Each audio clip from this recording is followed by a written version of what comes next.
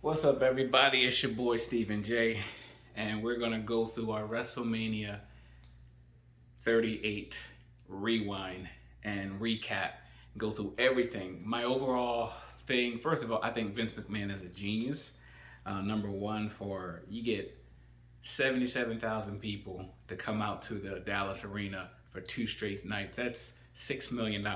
Not to mention the merchandise, not to mention the food and everything that they gotta get and whatever. So just genius overall. Um, let's see, what will be the grade that I would give it? I'm going to give it an 8.2. WrestleMania Night 1, I'm going to give it a 9. I may actually give it a 9.5. WrestleMania Night 2, I'm going to give it an 8. But overall, I think it was an 8.5 overall for both nights. So let's just recap, and we're going to go backwards starting from tonight, the main event, Brock Lesnar versus Roman Reigns. I, number one, think that the match was cut off too early because I do think Roman Reigns got injured. If you saw his arm or whatever, I think he did pull it out of his shoulder or something like that. So I really do think he was injured, and because he was injured, they called the match early. I had mentioned earlier that I didn't think the match was going to be long because if you ever known Brock Lesnar's matches, none of his matches are ever long. He dominates, and 20 minutes later, it's pretty much over. So I didn't think. Did the match live up to the hype? No. Unfortunately, it did not live up to the hype. Just like the greatest match of all time between Edge and Randy Orton didn't really live up to the hype. I think they overhyped this match, but I think the injury to Roman Reigns kind of played a part into it, that it didn't get the finish that we, because I was shocked about the finish after he speared Brock Lesnar and it was over 1, 2, 3. I'm just like, oh, he must really have been hurting. So you can tell when you look at his arm how bulging it was, like right in this area, and it was like very red. So I mean, for that match, no. To me, I think the match, I'm going to give it a 7. No, I'm going to give it a 6. I'm going to give it a 6. What else? The triple threat match between the Street Profits and Arcade Bro and Alpha Academy. I thought it was actually a good match. I'm going to give that match a 10. It wasn't my match of the night, but it was close to my match of the night. And to be honest, I actually picked Edge and oh my god, I can't think of his name now. I actually picked Edge and oh my god, why am AJ Styles to be the I actually picked them that they were going to be the match of the whole Mania, but I think the match was slow and it kind of gave. Well, let's go back to the tag team. I'll get to Edge and but the triple threat tag team match, I got to give that a 10. It was hype. I thought it would have been better if Kevin Owens and Seth Rollins was in it, but you know, I gotta say those three really put on a show, and more so because of Randy Orton, he's the veteran leadership in that match, and I gotta give that match a 10. That carried the Fatal 4-Way for the women's tag team match title. Sasha Banks and Naomi won. I got to give it. It was actually a pretty good match. It was actually a really pretty good match. I like the nonstop action. I like the way, the feel of it, the electricity. And I gotta go back to the main event real quick. The main event, the announcement, there was such electricity in the air that you can feel it. That I never really liked Michael Buffer as an announcer, but it kind of had that feel like this was the heavyweight title, UFC heavyweight title, or a boxing heavyweight title. It really had that feel, but we were all disappointed because of the outcome and how it ended. So I mean, again, I think Roman Reigns was legit injured. That's why they called the match short the way they did. But the hype of it was just anticipation of these two finally going at it was there. So I mean, I can't say up until that point I was like, okay, this is good. This is gonna be good. This is gonna be good. So the Fatal 4-Way between women, I thought that was pretty good. I thought that was pretty good. The match between Johnny Knoxville and Sami Zayn, I thought it was funny. I thought it was funny. I had hilarious moments with the I kept calling a dude Hornswoggle, but my son was like, no, Me-Man or He-Man or whatever little guy's name is, whatever. But I thought the match was funny. I think the crowd was really into it. I thought that it was just funny. It was good entertainment. AJ Styles and Edge. This is the match that I said was going to steal the show for WrestleMania. Period. Night 1 and 2. This is the match I thought was going to do it.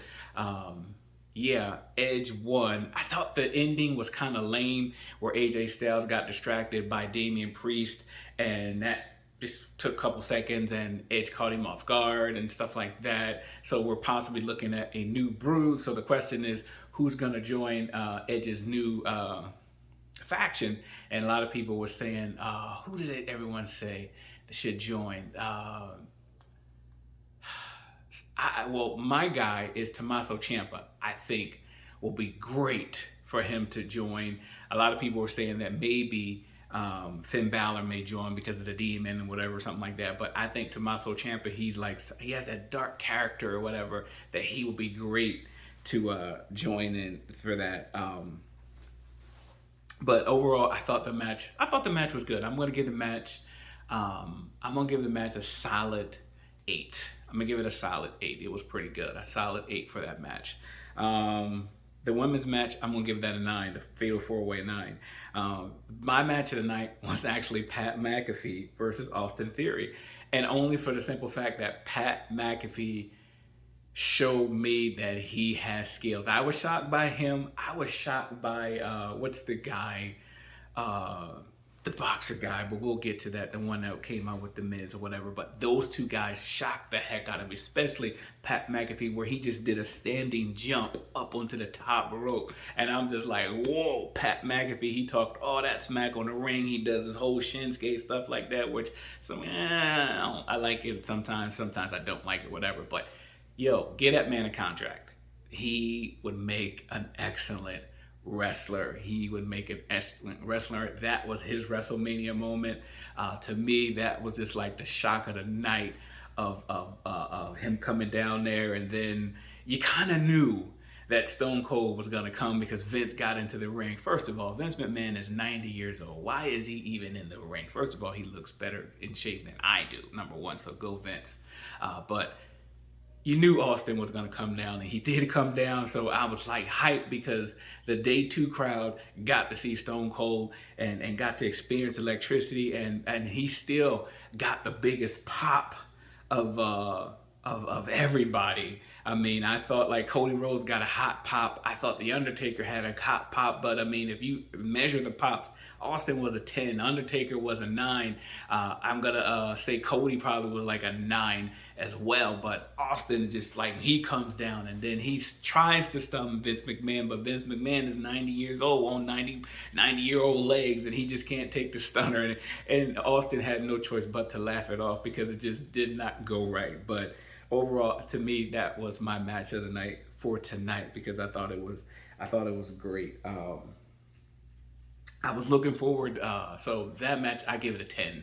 The next match I was also looking forward was to see Omos and Bobby Lashley, because I wanted to see somebody like really give him like a good go around, and I don't think Omos can wrestle. He roars very good. Oh, he does that very good. But overall, I don't think he's a good wrestler. I know he's been trained by Kevin Nash and everything, but overall, I don't think he's a great wrestler at all. I mean, I think he still has some work to do, but overall, I thought it was a solid match. I give it a 7.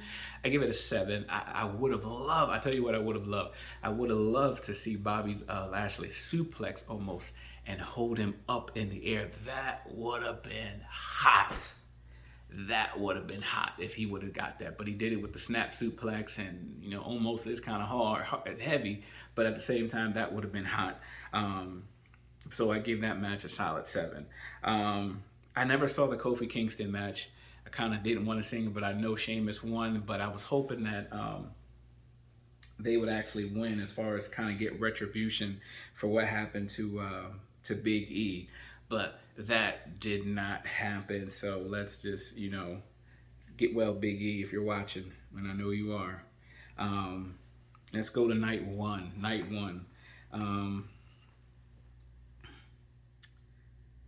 Let's start at the end. Kevin Owens and Stone Cold. I was hoping that they fought, but clearly you saw that Stone Cold was rusty. You saw that from the beginning that he was rusty. That he was rusty.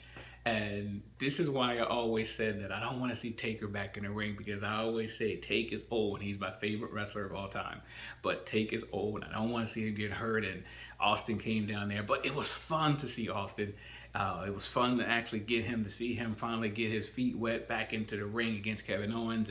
And it was actually a pretty, I give it a solid match. I give it a solid 7.5 match. But from a pop wise, it was a 10 for Austin coming down there and for Austin stunning Kevin Owens and getting the win and everything. And I love the fact that he called Byron into the ring and stunned him as well. So for that, I mean, that just kind of like sealed the night of night one, that you was like looking in expectation. Oh man, if night one is like this, then night two is going to be even more hot. And electricity for night two was there. Unfortunately, it didn't end the way night one ended, with like such hype. Charlotte Flair, Ronda Rousey. Not a Ronda Rousey fan. Not a Ronda Rousey fan, because I just don't think she can't wrestle. If you're watching the documentary of Evil, and you saw the one about Roman Reigns, there was something that he said in there, is that the WWE was trying to force feed him to the WWE universe, and people booed him no matter what. Because he was trying to, it's the same thing with John Cena. You're trying to throw John Cena out there. Remember when Roman came back, the people wanted Daniel Bryan because Daniel Bryan was hot. But the WWE was like, no, we want to give you Roman Reigns. Same thing with John Cena. That's why nobody really liked John Cena, because they were trying to force feed us John Cena's versus us like gradually coming to like John Cena. So, and I think Ronda Rousey is that same way. They're trying to force us to like Ronda Rousey, and just, to me, it just doesn't work. I can't get with her. The match was, I don't think she can wrestle, but the match was okay. I think Charlotte carried her a lot in the match.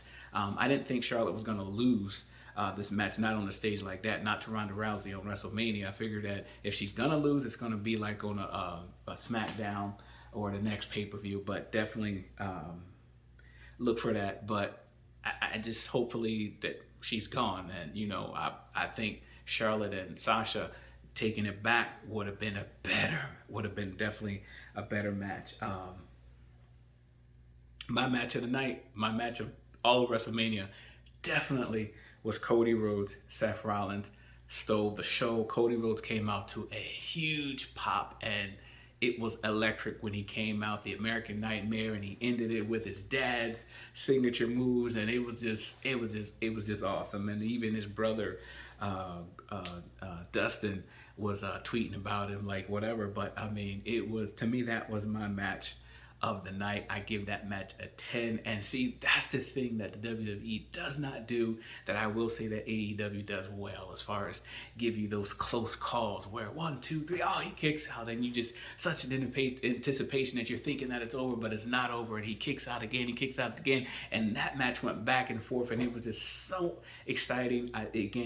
That definitely, it was the match of the night. Seth freaking Rollins and Cody Rhodes. I actually think that they should start a feud with these guys. The one thing the WWE doesn't do well as they used to is a feud that just goes and goes long for like weeks and months, to the point where it has no choice but to end it in the cage.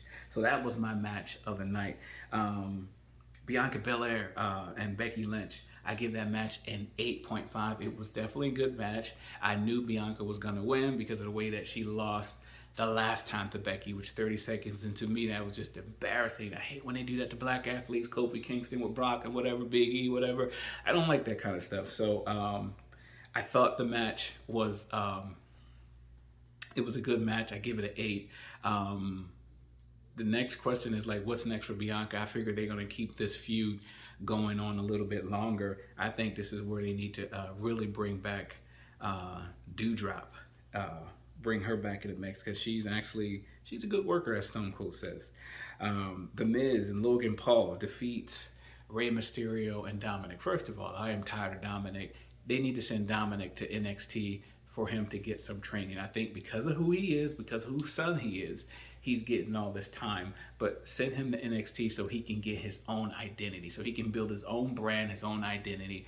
But Overall, I actually like this match. I give this match a 9.5. It was actually pretty good. Logan Paul, just like Pat McAfee, shocked the heck out of me with his in-ring ability. His frog splash was on point. Eddie Guerrero would be proud of that frog splash. His little shimmy was good. Eddie would be looking down. I was like, yeah, I like that. I like that. So I gotta say that that's my second best match of the night.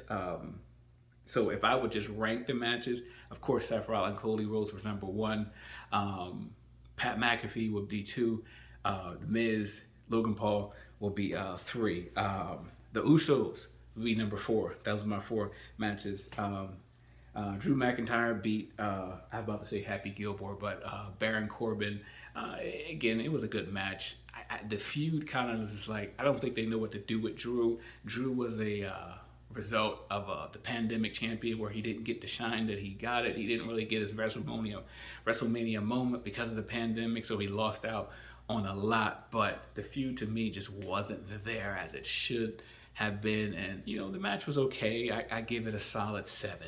But it was a Monday Night Raw match because you've seen them going at it most of the time. So again, it was a 7 and really didn't do anything. But I did like the Usos. They beat Shinsuke and Rick Boogs. That was actually a really good match. The fans was into it. I think that also ended early because Rick Boog got hurt, and I know that a lot of people were saying that they were supposed to lose the titles. But because Rick got hurt, they may have changed it. But overall, I think that was like the second best match of the night on night one. But to start WrestleMania off with that, it was great. It was awesome. So overall, again, let me go back. I think Vince McMahon is a genius putting it together, a 2-night main event. I don't think this overall main event that we all wanted to see ended the way that we wanted, but overall, I give it a solid 9. I give it the overall WrestleMania overall, I give it a solid 9. I think the night 1 definitely was better than night 2, but still, Stone Cold appearance both nights, the Undertaker appearance both nights. Hey, and I gotta say, Undertaker, man, the Hall of Fame speech, dude, that was amazing. That was amazing. I really think that the WWE needs to go and get guys that deserve to be in the Hall of Fame. Not saying Taker doesn't, but like guys like SD Jones, get him to be as wrestler. The Brooklyn Brawler should be in the Hall of Fame. He's a jobber. He should be in the Hall of Fame. Definitely was cool to see this. I think Scott Steiner was going to say something, and Rick was like, nah, bring it in, bruh. But overall, man, I thought this WrestleMania weekend was great. I think it was like so far maybe the best one in a long while. I think the WWE is getting their act together. I can say that pretty much the hype and electricity that was in the air, you would really say AEW who? Because my thing is a lot of people jump down the necks of the WWE that they're no good. But look at the guys in AEW that came from WWE. Let's say Adam Cole. He's still doing his bit from the WWE. So you hate the WWE, but you're doing, boom, Adam Cole, baby. That's from the WWE. Daniel Bryan is in the WWE. They're still doing it. Yes, that's Daniel Bryan. If you're going to do something different, do it like Chris Jericho. That's why he's like one of my top 10 wrestlers of all times. If I can put 5 people on the GOAT list, the Mount Rushmore wrestling, Chris Jericho will be number 5 on my all 5 top list. But look at how he was in WCW. When he came to WWE, he reinvented himself. When he left the WWE to go to TNA, he reinvented himself. When he came back to WWE, he reinvented himself. When he left to go to AEW, he reinvented himself. Not the same thing. You just made the list. No. And that's what I like about Jericho. Because remember when I can't think of the guy's name, but when he came in, We the People, and Jericho was like, no, it sucked then, it sucks now. Don't say that no more, whatever. So if you hate on the WWE, then reinvent yourself like Chris Jericho did. So Adam Cole, Daniel Bryan, Aleister Black, who else? Big Show, with all these guys or whatever. I think my opinion is AEW is going to fall and it's going down the same path that WCW is doing